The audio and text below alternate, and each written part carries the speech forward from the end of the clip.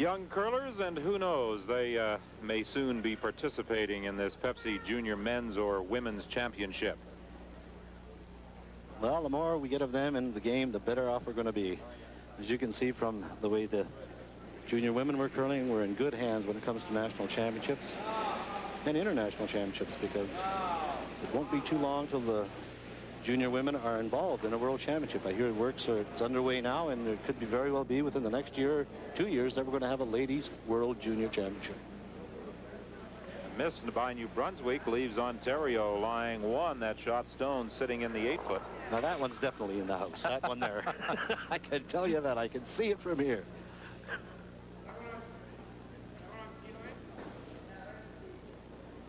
Two-1 is the score. New Brunswick leading Ontario. You know, every game that we've telecast in the last 2 or 3 years, Don, I think all the games have been very close scoring, like 2-1, 5-4, 6-5, and everything else.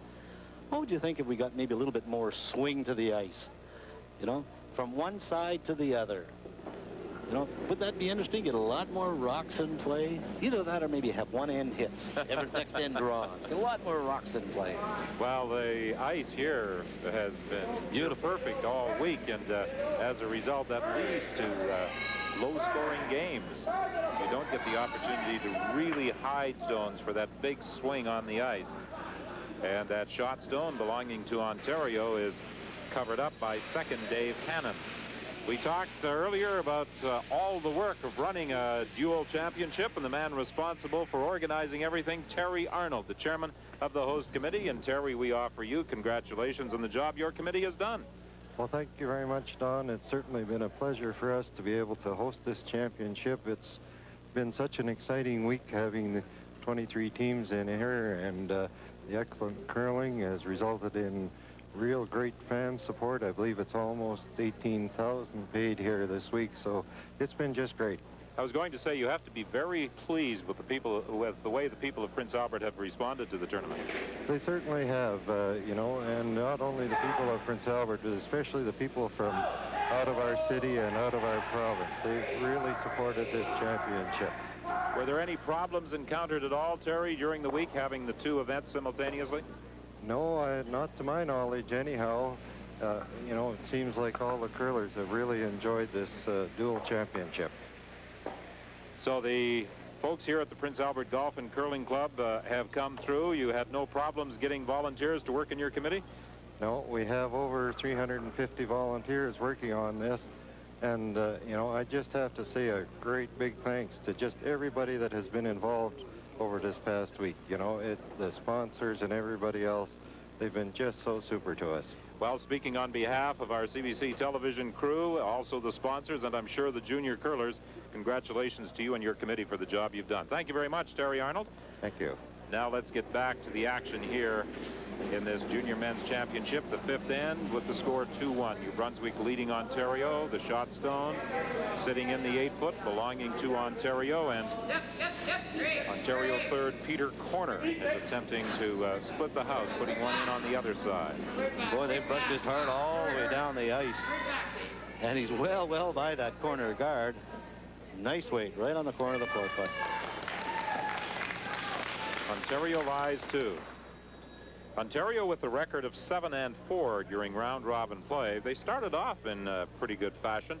They had a 5-1 record and then had some problems on the 10th, the 11th, and 12th draws. They lost 3 consecutive games to Manitoba, to Northern Ontario, and to New Brunswick. As a matter of fact, that game against New Brunswick saw them leading by 2 with just 2 ends to play, but New Brunswick stole 3 consecutive points, including one at the extra end to win. Well, they lost a total of 3 games by 4 points, Don, you know, and that's very precise curling. And if they had won either one of those games, of course, their record would have been a lot better, but they're a scrappy team. They love to play from behind, and they're not afraid to gamble. They like to go around corner guards. They like to play freezes. They're a very aggressive team. Entertaining to watch. Charlie Sullivan removed the shot rock. The shooter also rolled out. So Peter Connor will get another opportunity to try and hide one behind that corner guard. Again, trying to split the house. Well, Wayne has tightened up the ice for Peter quite a bit. He's on the center line now. And they're hoping that once it gets to the inside of the center, it'll break a bit coming over the hog line, and they'll get a little bit of protection for that corner guard. They want to pull it in behind the corner guard. They don't want to leave it open and maybe have New Brunswick hit and roll behind it themselves. So nicely down the center line. You hear Wayne yelling, "Come on, hurry." Now it's starting to curl pretty nice. They left it too long. Oh, they got a perfect shot here. Look at this. Nicely by the guard. Now they got to take it deep and bury it. Boy, it took a long time to come over. Look at that. Good shot. A little bit too deep. What a good shot. And in the spectator gallery, on either side of the playing surface, there's good crowd support for the lads from Ontario.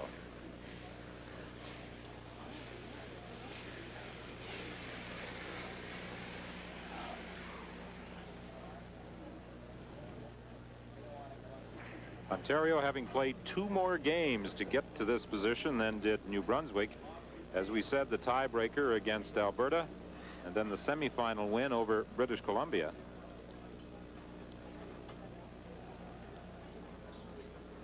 Very high percentages for both sides, 88 to 84% favoring Ontario. There's a chance here for James Sullivan. If he hits it right, he could make the double. They're working hard on it. He's going to be very close, maybe a little bit too thin. Oh, yes. Very close to it. He hits a little bit thicker. He tried to roll across the rings to get 2, but he just rolled behind that second stone at the 8-foot.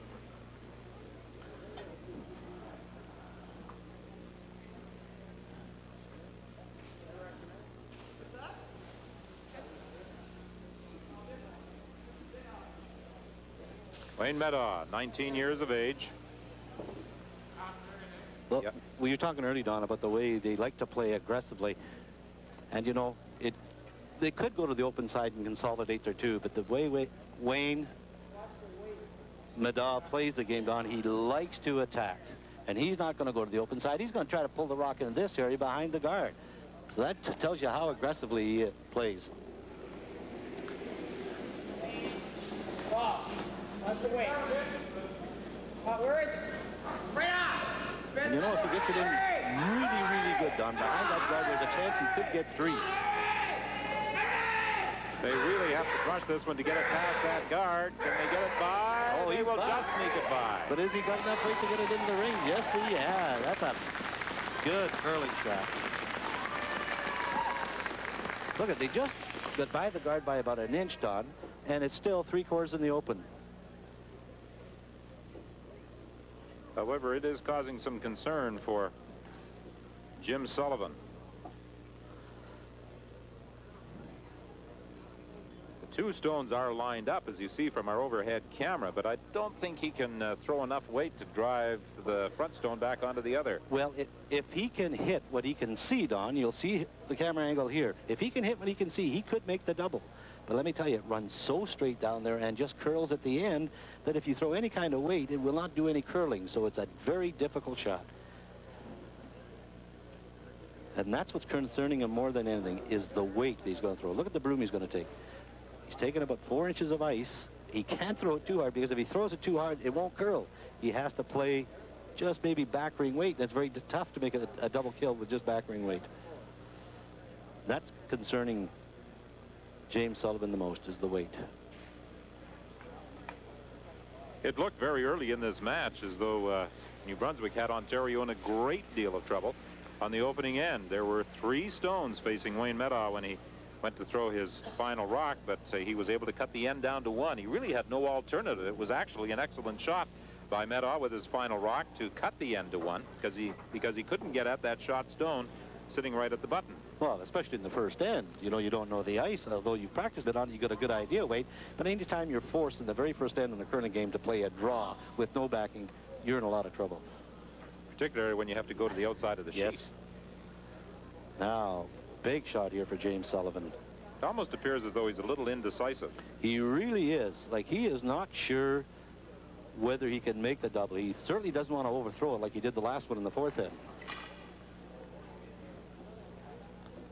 He wants to play. He wants to make contact with that first rock. You know, even giving up 2, he's only down 1. Certainly doesn't want to fan.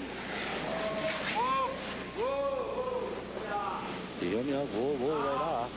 This Rock has some curling to do.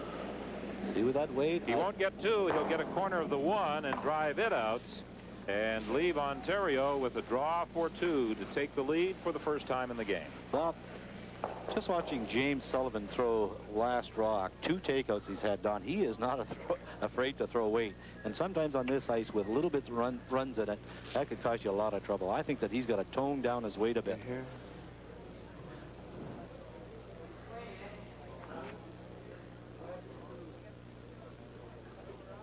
Red Rock in the 8-foot belonging to Wayne Meta of Ontario. And he's trying to put a second counter in the rings, but Peter Corner, the third, comes running way out, almost halfway down the ice to put a third broom in front of that stone to brush it on, but he has the right weight. Nice weight. Ooh, there.